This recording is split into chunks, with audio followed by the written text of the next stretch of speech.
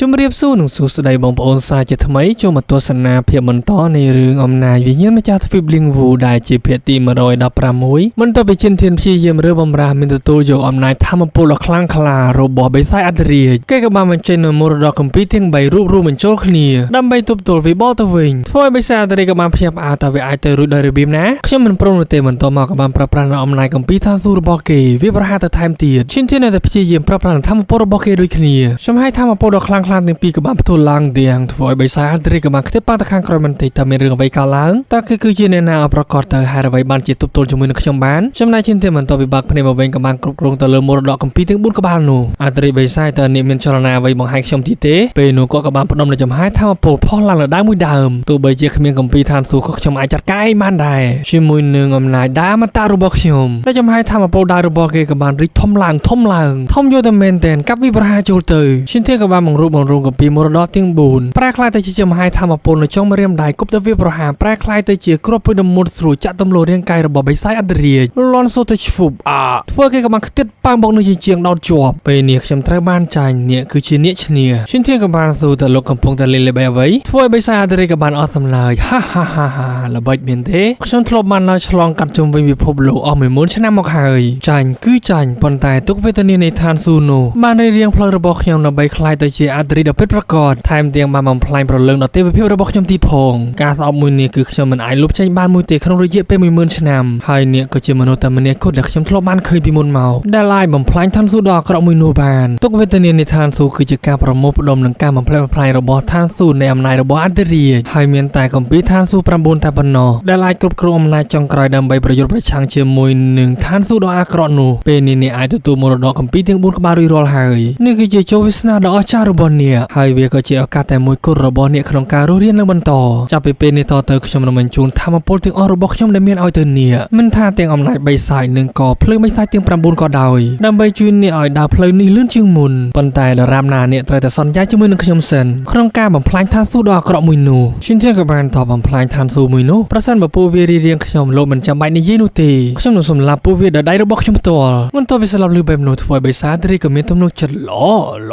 អខ្ញុំពិតជាបានជ្រើសរើសមនុស្សមិនខុសនោះទេប៉ុន្តែអន្តរាជជាងឡាក៏បានដាក់ទឿនអាឡាប្រចាំចាញ់ល្បីកលរបស់គេទៅប៉ុន្តែឈិនធានហាបីដូចជាជឿជាក់ទៅលើបិសាចអន្តរាជគេក៏បានប្រើប្រាស់នៅអំណាចមរតកគម្ពីរទាំង4ដកនៅគ្រប់ព្រួយនោះមកវិញបិសាចអន្តរាជក៏បាននិយាយកុំបារម្ភអីបាននេះមិនទុកចិត្តខ្ញុំឲ្យប្រើប្រាស់ធម្មពលបិទខ្ញុំឲ្យចិត្តនៅក្នុងរាងកាយរបស់គាត់ទៅព្រោះតែខ្ញុំនឹងចូលទៅក្នុងរាងកាយរបស់គាត់ដើម្បីអភិវឌ្ឍអំណាចបន្តិចម្ដងអន្តរាជជាងឡានិងអន្តរាជលៀងធានក៏បានប្រើប្រាស់ធម្មពលរបស់ពួកគាត់បង្កើតបានទៅជាក្បួនគ្រប់គ្រងទៅរាងកាយរបស់ឈិនធាននៅក្នុងសារនេះមានរូបបរិមាណអតិទេពនិងព្រះពុទ្ធដែលវាអាចជួយបណ្ដុះបណ្ដាលបច្ចេកទេសទេវអារ្យនិងព្រះពុទ្ធសូមអ្នកកំឡោះសិក្សាវាដោយប្រុងប្រយ័ត្នវាពិតជានឹងជួយអ្នកឲ្យប្រសើរឡើងនៅការដាំដុះនៃធម្មពលវិញ្ញាណរបស់អ្នកដោយនៅក្នុងខ្លួនរបស់ឈិនធានពេលនេះដែលពោពេញទៅដោយអំណាចនៃចំហាយធម្មពលវិញ្ញាណគេក៏បានស្រែកឡើងពេញមួយទំហឹងផ្សាយភីនៃចំហាយធម្មពលដ៏ខ្លាំងក្លាងាកមកកន្លែងបានឡើងคล้ายៗរបស់បិសាចអន្តរាជដែលមនុស្សមួយក្រុមកំពុងតែប្រញាប់រត់ចូលមកដល់មានការភ្ញាក់ផ្អើលយ៉ាងខ្លាំងតើមានរឿងអ្វីកើតឡើងនៅទីនេះទៅខណៈពេលនោះបិសាចហួសសងក៏បានប្រប្រាំងធម្មពលធ្វើឲ្យនេះរកគ្នានោះក៏បានខ្ទេចប៉ើ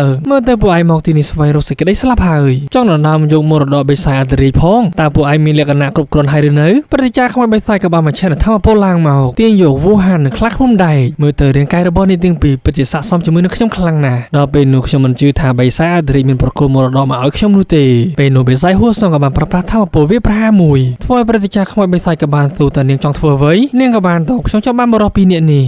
នាងកុំគិតស្រមើអីវាមិនអាចទៅរួចនោះឡើយមុនទៅមកអ្នកទាំងពីរក៏បានប្រប្រាស់ធម្មពលរៀងខ្លួនដើម្បីដណ្ដើមស៊ីងហាននិងខ្លះឃុំដែកទាញចោះទាញឡើងធ្វើឲ្យពួកគេក៏បានស្រែកថាដល់លេងពួកយើងទៅពួកខ្ញុំពិតជាវិលមុខខ្លាំងណាស់ដែលចំហាយធម្មពលទាំងអស់នោះហៀបនឹងចម្លែករាងកាយរបស់អ្នកទាំងពីរទៅហើយស្របពេលដែលចំហាយធម្មពលដ៏ខ្លាំងក្លាក៏បានវិបំបែកចេញទាំងបង្ហាញខ្លួនឡើងគឺជាឈិនធានដំបូងឡើយខ្ញុំគិតថានឹងទុកជីវិតឲ្យពូនៀប៉ុន្តែបែរជាពូនៀបានគំរាមកំហែងមិត្តសម្លេងរបស់ខ្ញុំដូច្នេះពូនៀត្រូវតែស្លាប់ក្រវាដៃតែបន្តិចខ្សែភេទនៃចំហាយធម្មពលដាក់សម្ពាធដ៏ខ្លាំងក្លាធ្វើឲ្យបិសាចហួសសងក៏បានដឹងនេះគឺជាអំណាចរបស់បិសាចអន្តរាជឯងពិតជាទទួលបានមរតករបស់បិសាចអន្តរាជមែនដោយព្រឹត្តិការណ៍ខ្មោចបិសាចក៏បានបំបីនៅសម្ពាធធម្មពលដ៏ខ្លាំងក្លានោះដរាបណាវាស្លាប់មរតករបស់បិសាចអន្តរាជនឹងធ្លាក់មកក្នុងដៃរបស់ពួកយើងទីជាដុំធម្មពលជាច្រើនចុះទៅវាប្រហាឈិនធានក្រពុតដៃបន្តិចចុះឡើងបន្ទាប់មកក៏បានបញ្ឆេះចំហាយធម្មពលនៅក្នុងបាតដៃទៀសព្រមគ្នាទាំងធ្វើឲ្យព្រឹត្តិការណ៍ខ្មោចបិសាចក៏បានខ្ទេចប៉ាមកខាងក្រោមហុចជុកចំណែកបិសាចហួសសងវិញក៏បានបន្លាស់ទីមកខាងក្រោយក្នុងរបស់ឈិនធានប្រើប្រាស់បច្ចេកទេសខ្សែសង្វាក់ចាក់សោប្រលឹងក្រោមពិភពលោកវាប្រហាត្រូវឈិនធានពេញដឹប បញ្ចេញស្នាមញញឹមមន្ទីរបន្ទាប់មកក៏បានភ្ញាក់ផ្អើលយ៉ាងខ្លាំងព្រោះតែឈិនធានពេលនេះក៏បានបន្លាស់ទីមកពីខាងក្រោយវិញជាមនុស្សចំហាយធម្មពលពីរាងកាយក្តាប់ដៃយ៉ាងណានដាល់មួយដៃចំកណ្ដាប់ពលលន់សុទ្ធតែឌឹបអូយខ្ទាតប៉ាមកខាងក្រោយរមិលជាច្រើនទំលាប់ផ្កាប់មុខហុយជោគដោយពេលនោះព្រឹទ្ធាចារ្យខ្មោចបិសាចក៏បានប្រប្រាចំហាយធម្មពលដ៏ខ្លាំងក្លារបស់គាត់ឡើងមកព្រលឹងវិញ្ញាណខ្មោចបិសាចទាំងអស់សូមចូលមកកាន់ក្នុងខ្លួនរបស់ខ្ញុំស្រែកតែមួយវ៉ាចំហាយធម្មពលដ៏ខ្លាំងក្លារបស់គាត់ក៏បានសម្រុកចូលទៅវាប្រហារប៉ុន្តែឈិនធានក៏បានយឺជើងអន្ត្រំតែបន្តិចចំហាយធម្មពលដ៏អស្ចារ្យរបស់គេក៏បានទៅទប់រងពេលនោះព្រឹទ្ធាចារ្យខ្មោចបិសាចក៏បានបន្ថែមចំហាយធម្មពលរបស់គាត់នៅពេលនោះឈិនធានក៏បានប្រប្រាអំណាចរបស់បិសាចអន្តរាយទេចេញទៅវាក៏បានវាបំបីនៅចំហាយធម្មពលរបស់ព្រឹទ្ធាចារ្យខ្មោចបិសាចបន្តសម្ដៅចូលទៅវាប្រហាររូបរាងកាយពេតឌឹបហើយគាត់ក៏បានលូតជង្គង់ក្រឹបបន្ទាប់ពីឃើញមេមនុស្សបិសាចហួសសងក៏បានលូនមាត់បើយើងប្រយុទ្ធតទល់ជាមួយនឹងគេប្រហែលជាមានគ្រោះថ្នាក់ជាមិនខានដូច្នេះខ្ញុំត្រូវតែដកថយហើយចាក់ចេញជាមុនសិនចាំទាល់តែខ្ញុំមានកម្លាំងធម្មពលពេញលេញមកវិញដល់ពេលនោះចាត់ការក៏មិនទាន់ហួសពេលដែរប្រូចប៉ុន្តែជិនធានក៏បានបន្លាស់ទីយ៉ាងលឿនមកកាក់មុខនាងជាប់តែឥឡូវនេះនាងចង់ចាក់ចេញទៅណា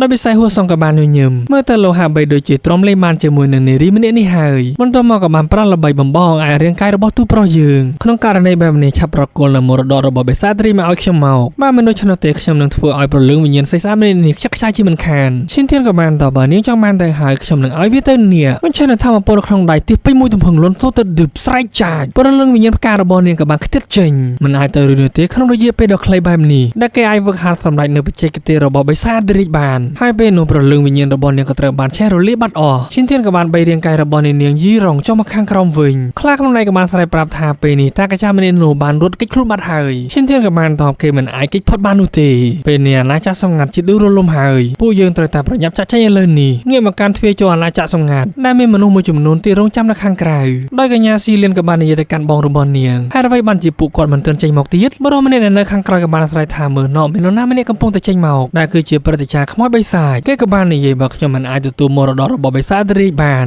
គ្មាននរណាម្នាក់នឹងទទួលបានវានោះទេបន្ទាប់មកគេក៏បានប្រប្រាចំហាយធម្មពលចាក់បញ្ចូលទៅមាត់ទ្វារអាណាចក្រសម្ងាត់ប៉ុន្តែខណៈពេលនោះចំហាយធម្មពលដ៏ខ្លាំងក្លាក៏បានដាក់សម្ពាធនេះរាល់គ្នាឲ្យប្រញាច់ទៅនឹងដីតើគឺជាអ្នកណាហើយអ្វីបានជាសម្ពាធកម្រិតធម្មពលរបស់គេខ្លាំងក្លាបែបនេះពេលនោះយើងក៏បានឃើញជើងឈានចេញពីលំហមកដែលគឺជាម្ចាស់អាណាចក្រភ្លើងបិសាចទាំង9ខ្ញុំពិតជាមិននឹងស្មានដល់សោះវាពិតជាមានមរតករបស់បិសាចអន្តរាយលាក់នៅក្រោមអាណាចក្រសម្ងាត់មួយនេះសោះពិតជាធ្វើខ្ញុំមានការភ្ញាក់ផ្អើលយ៉ាងខ្លាំងបន្ទាប់មកក៏បានទិញព្រឹទ្ធាចារ្យខ្មោចបិសាចមកជិតដៃឆាប់និយាយមកតើមរតករបស់បិសាចអន្តរាយណែណាស្របពេលនោះក្រុមរបស់ជិនធានក៏បានចេញមកដល់ដោយព្រឹទ្ធាចារ្យខ្មោចបិសាចដែលត្រូវបានគ្រប់គ្រងដោយអំណាចធម្មពលដ៏ខ្លាំងក្លាគាត់ក៏បាននិយាយប្រាប់មរតករបស់បិសាចអន្តរាយគឺស្ថិតនៅលើក្មេងប្រុសម្នាក់នោះពេលនោះព្រឹទ្ធាចារ្យម្នាក់នៅក្បែរនឹងក៏បានលន់មាត់គេគឺជាអ្នកក្លាហានវូឈិនដោយម្ចាស់អាណាចក្រភ្លើងបិសាចទាំង9ក៏បាននិយាយពិតជាល្អណាស់ខ្ញុំនឹងដោះស្រាយបញ្ជីចាស់និងបញ្ជីថ្មីជាមួយនឹងគ្នាមិនដឹងថាពួកគេនឹងដោះស្រាយជាមួយនឹងគ្នាយ៉ាងម៉េចនោះឡើយសាច់រឿងភាគទី116របស់យើងក៏ត្រូវបានបញ្ចប់កុំភ្លេចជួយចុច like និងចុច comment ដាក់សញ្ញាកណ្ដឹងម្នាក់មួយ admin ផងពេលនេះ admin សូមលាសិនហើយបាយបាយបងប្អូនទាំងអស់គ្នា